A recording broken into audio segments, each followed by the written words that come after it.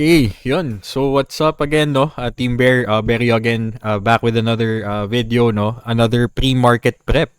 Since meron tayong mga nag-comment for the previous video, no, on our pre-market prep na pre-market LFG. So gagawin natin tong mga gantong klaseng video regularly as much as possible, 3 times a week or at least 2 times a week, no? So mainly ang goal ng video na to is to, as always, to prep ahead of this market session. So today's Feb 23, 2024. So yesterday may rally tayong na-experience in our markets. So right now we will see, no, kung magkakaroon ng another follow through momentum, magkaka-bull run ba or bull trap. So yun yung main title natin for today's pre-market prep. So ayun, another thing, no, isa din sa mga main objectives in this pre-market prep is to see the big picture on what's happening with the markets. And lastly, to look for potential plays, no, as well as mga stocks in play na pwede nating i-trade.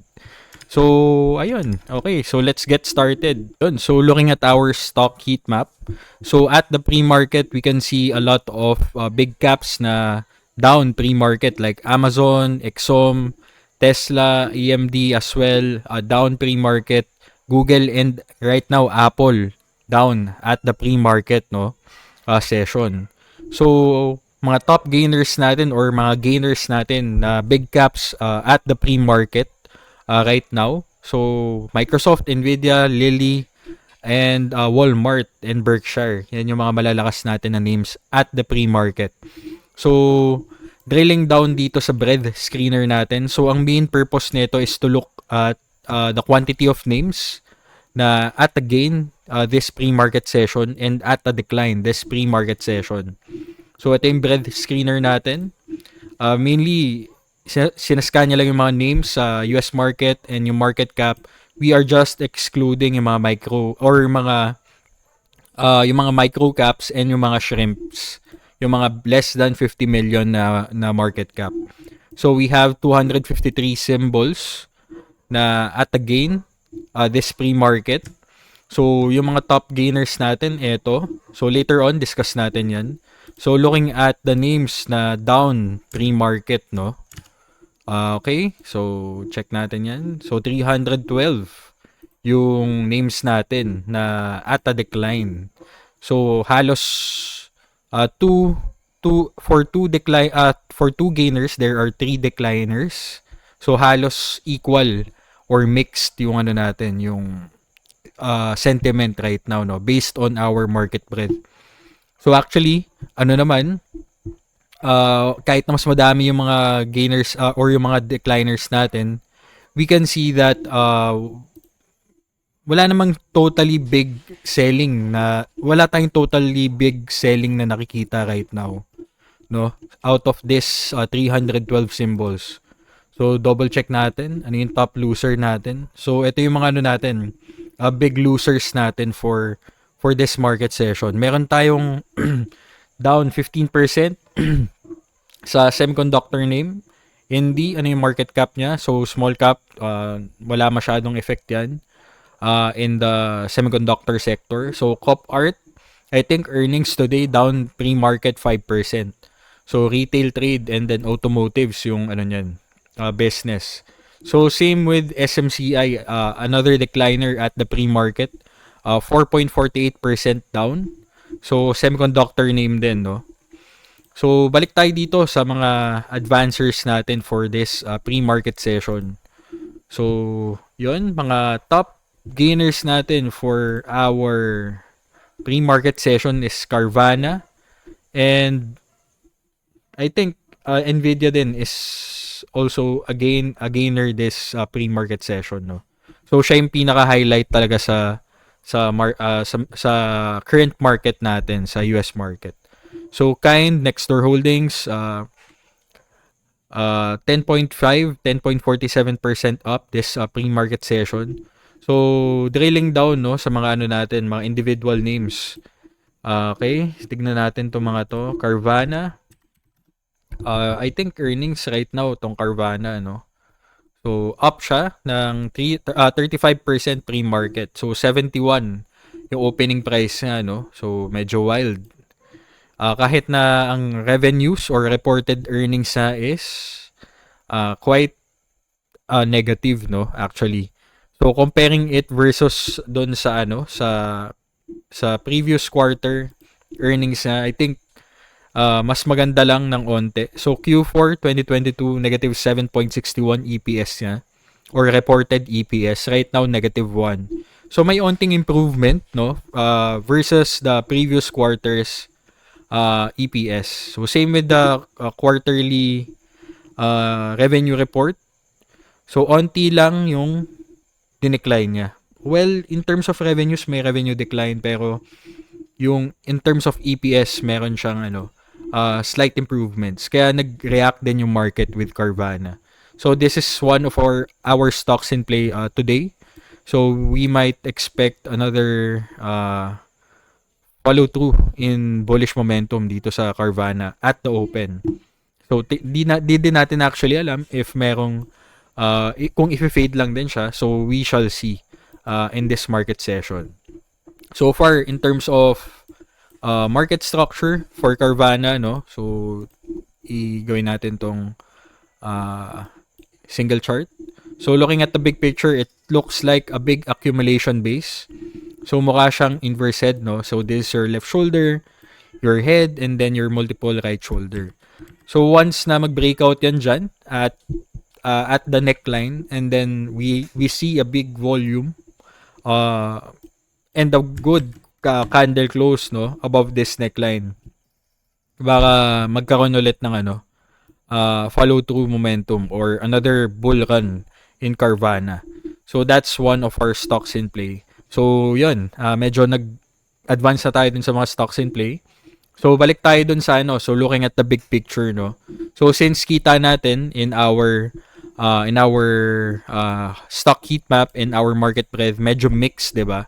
May mga gainers ka, may mga losers. Although in terms of your losers, medyo swabe lang naman, wala kang mga big losers na quite significant. Ang pinaka-significant decliner mo for pre-market session is SMCI. Etong SMCI. So medyo siya, at a loss this pre-market session. Yun, balik tayo dito.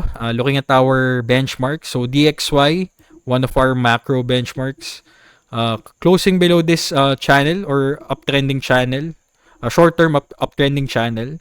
So right now, ang gusto nating makita for DXY is to go below 103 for us to experience a valid risk on rally in our equities, no, in US equities as well as crypto, as well as crypto, no. So pag mag-decline yung DXY, most likely gumanda yung equities market natin. So looking at our 10-year yields, no. So kahit na nag-rally yan or about to break out in dito sa inside bar candle na yan or inside bar setup na yan, parang walang pakialam yung market right now eh. Pinaka-focus ng market right now is yung Nvidia earnings, yung earnings growth na nakita natin in Nvidia, and medyo medyo it spurs some optimism in risk assets yung nangyari with Nvidia. So looking at the S&P 500, so punta tayo dito sa double chart. So on the daily, yan, on the daily, S&P 500 or our SPY Cash ETF closed at an all-time high yesterday. Right now, pre-market medyo up ng around 0.22 points dito sa SPY natin. Pero ayun, ang ayaw lang natin makita with our SPY is to close below 500, no, anytime soon. Ang gusto nating makita is i-sustain niya etong tong 500 level, etong big momentum candle na yan. So what we want is wag mag-close below 500. So if ever na may makita tayong selling and it closes below 500, baka may possibility na i-retest natin tong 480 na medyo sharp. Since medyo tapos na rin yung mga ano natin, mga risk events natin, baka bull trap yung gawin if ganun yung maging scenario, no, with our SPY. Next is our Qs. Medyo hindi lang siya nag-close ng all-time high, pero this is a significant development, no, in terms of our SPY. Clean up ko lang to. Yan. So, lagyan natin ng konting MAs. So, looking at our Qs. So, recently, for the past 2 days, nag-close below 20-day SMA, etong Qs natin. And then, yesterday, closed above ulit dito sa 20-day SMA natin, which is etong gain line natin. So, right now, if it breaks above 440 or 450 or 440 pala, I mean, then we might experience another bull run in our tech sector and our big caps. So next is our small caps. So same thing, although unlike the big caps yesterday, nag-ano siya, wala naman siya malakas na reaction. So medyo laggard talaga yung small caps natin. Yun yung pinaka bottom line. Next is our mid caps. So same with the big caps or large cap indices natin, na yung SPY and Qs, medyo sumabay siya. Since yung SMCI is under the MDY ETF na rin, no? So, binuhat ng SMCI etong mid-cap, mid-cap index or mid-cap ETF and our mid-cap benchmark. So, right now, if it closes above 520, 523, then I think we might clear out 530 easily sooner, no? Or in this coming March. So we shall see. So I think tapos na yung February blues or yung pullback during February. Usually kasi during mid-Feb or halos during mid-Feb until the end of Feb, medyo weak yung market, no? So historically, based on experience din. So yun. Let's look at our TQQQ. So also same price action with our Qs. So halos pares lang naman yan, leverage lang yan. So ayun, mainly yun lang yung mga gusto nating makita right now. Sa natin, sa mga main indices and main benchmarks natin. May hindi pa pala ako na discuss. Etong RSP. So yung equal weighted S&P 500, medyo significant yung move na ginawa niya yesterday. So along with the S&P 500, nag-create siya or nag-print ng new high itong RSP. Although not all-time high, pero 52-week high. A new 52-week high, itong RSP natin. So yung triple Q and triple QE natin is halos same action, no, with our RSP and our S&P 500. So malakas din yung momentum niya, and right now trying to break out of this structure. So etong structure na to, yan, yung box structure na yan. So looks like a box or whatever, pero ang main bottom line, this 10-day range or 10-day range na yan, trading range na yan, is medyo nagbe-breakout na yung equal weighted Qs natin. So ano ba yung sinisignal nun? Most likely we will have a broader market rally. So hindi na lang siya concentrated with the big caps, with the mega caps. So most likely we will experience a rally on mid caps and small caps as well. So along with that information, punta tayo dito. Wait lang, open ko yung isang window. Is yung focus list natin. Medyo may kailangan lang i-input na password. Yun, okay na pala. Oops, hindi pa pala.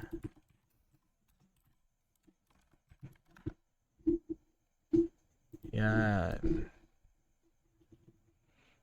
Yan, lagay natin siya dito. Okay, yan. I hope kita na to, no? So, this is our BTP market dashboard. So, medyo i-zoom out lang natin ng onte. Eto. 90%.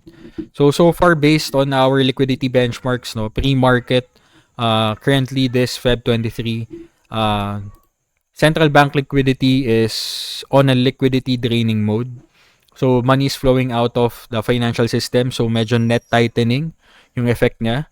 Pero regardless, malakas talaga yung market right now dahil dun sa optimism na binigay ng Nvidia natin. So ayun, looking at our top 15 market groups. So from top 17, bumalik na siya sa top 1. Itong semiconductor ETF natin or market group. So dito na tayo para makita natin kaagad yung mga information. So semiconductor sector is the top sector ulit, no, or top market group right now. So yung mga names under that, you can pause this video, you can look at the individual names. Nvidia, TSM, Avgo, AMD, etc. etc. So yan yung mga malalakas na name natin. So next is blockchain. So as always, na-hold naman ng blockchain names yung momentum niya. Hindi naman nagkakaroon ng strong selling so far. So on the daily percent change. So balik tayo dito.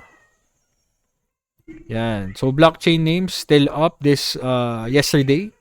And based on the weekly change, medyo down lang siya ng 1.74%. So on semiconductor sector, 4.05% this week yung current change niya. So medyo may na-experience din tayong improvements in our home builders. So 2.29% up itong home builder names natin. So same with our healthcare and healthcare equipment names, no. So as well as itong AI and robotic market groups natin. So looking at the trend strength, no, halos lahat on a green. So all green itong trend trend parameters. So all good. Kung focus mo is momentum and swing plays, just focus on the top 10 BTP market groups. So tignan nyo na lang, look at the individual ETF names and look for the top components. So tignan i-post nyo na lang tong video na to and then look at the top components, look for setups na may potential. So balik tayo dito. Speaking of potential, tignan natin yung mga may potential na names. So the back of my mind na lang yung mga names na pwede nating tignan. So eto, full disclosure, meron ako right now AMD. So looking at the big picture, AMD, it's under an early stage markup phase. So may potential siya for another rally up. Di pa naman siya super overextended like Nvidia, SMCI, and other semiconductor names. So far versus other chip names, no, ito yung may pinaka magandang setup for me, itong AMD. So yung ARM, isa din sa mga stocks in focus natin. Wala pa ako nito kasi yesterday nakita ko yung medyo nagkaroon ng rejection dito sa anchored VWAP natin. So nagset ako ng anchored VWAP dito sa big candle na yan, sa big volume candle na yan. And it served as resistance itong 133. So looking at the early time frame, so clean up natin yung yung chart natin. So nag-breakout siya dyan, pero bumalik lang din siya below the anchored VWAP. So that's one of the semiconductor names na tinitignan natin, ARM. So for SMCI, good rally yung ginawa niya yesterday, no? So right now medyo mahina lang siya pre-market, pero ang bottom line nito is dapat hindi na siya mag-close below 900. If SMCI manages to close below 900 today, baka may experience tayong follow through selling. Most likely this will be serving as your lower high sa SMCI, no? So isa yun sa mga need mong i-take consider if you're trading SMCI. Huwag ka din masyadong kampante na another short squeeze will happen with this name and potentially breaks or that short squeeze will break above or will break the 1,100 level for SMCI. So, ayun. Next, stock in play or stocks in play is Hood. I think one of isa sa mga may potential, no, in terms of IPO related names. So Hood, nag-IPO yan nung 2021 and nag-create siya ng IPO base, no. So matagal siya nag-consolidate and madami ka na ring institutions na nakapag-accumulate dito most likely. So right now, it broke above the resistance and it's creating a continuation pattern, no? Basically. So you can see na yung earnings niya maganda rin, 471 reported revenues versus the estimated 454. In terms of EPS, medyo may surprise talaga in terms of the EPS etong Hood. So it sparked optimism, no, for institutional investors. So I think may mga upgrades din for Hood, upgrades in terms of target prices. So tignan nyo na lang. I think ang pinaka-target price ng mga karamihan ng institutions right now with Hood is around 17 US or 20 dollars. Yun yung pagkakatanda ko. So tignan nyo na lang sa Finviz. So pwede nyo puntahan yan dito, finviz.com. Then go to the individual name. So kunyari ito, Hood. So tignan natin, target price is around 14. Yun yung average right now with Hood. So nandun na siya, pero tignan natin yung ano niya. So far wala pa palang upgrades with Hood. I think ibang name ata yung nakita ko. Anyway, looking at the big picture, Hood is may potential in terms of setups, no. So ayun, next is VRT. I think another AI related name na pwede nyong tingnan. So ito yung ano niya, ito yung current range niya, no? Ito yung current range niya. Although medyo mukhang wedge or whatever, pero tignan mo na lang yung pinaka-range na to, no? Etong 58 papunta dito sa 64 na area. So nagkaroon ka lang ng bear trap ng konti dito ng earnings, then right now recovering above this trading range. So I think magko-consolidate pa yan for 1 to 3 days and then high probability rebreaks or breaks above 69 or $70 itong VRT. So looking at Nvidia, no, ito yung finale natin na name na i-discuss in our pre-market prep. So ito talaga yung mahawak sa kapalaran ng market natin right now, itong Nvidia, no. So pre-market gapping up 10.37 points, 1.30% at the open. So pre-market open or projected open niya is at 795.60 itong Nvidia. So ang ayaw lang natin makita with Nvidia is i-fade tong ano na yan, tong momentum candle na yan. So as long as ma-hold nga tong candle low na yan, yung 740, I think goods pa tong Nvidia. So usually kasi pag earnings report ni Nvidia, no, pag medyo surprising, nag-consolidate muna yan eh. So for example, ito yung last 2023 report niya, no. Ito yan. Nag-gap up and then nag-consolidate. So yun yung isa sa mga reference point natin right now or reference price action or historical price action. So another is etong May 24, 2023 ano niya, earnings report. Nag-gap up, sobrang lakas and then nag-consolidate. So yun yung gusto natin makita right now for Nvidia. Ang ayaw natin makita for Nvidia right now is eto, yung may malaking pullback after this momentum candle. So I think ano naman low probability naman yun given that ang daming volume na lumabas or nangyari, may malaking volume yesterday, no? So medyo supportado rin yan ng mga institutions and madami ding upgrades tong Nvidia, no? I think may isa, ang targets na is at around 1K itong Nvidia. Karamihan, on average, is around 800. Yun yung mga institutional target prices. So, yun. Okay, so yun na muna, no? I think okay na tayo for pre-market prep overall. So, game plan for today's session is pwede increase exposure sa mga may potential setups and focus on momentum names muna or momentum plays. And I think this is gonna be a 3 to 5 day run up or bull run. Yun yung tingin ko baka may follow through momentum time experience if ma-hold naman ni Nvidia yung 750, 760 level. So, ang ayaw lang natin talaga makita for Nvidia is etong close below 740. So, ayun, yun yung tingin ko. So, madami namang setups na lumalabas, hindi lang focused on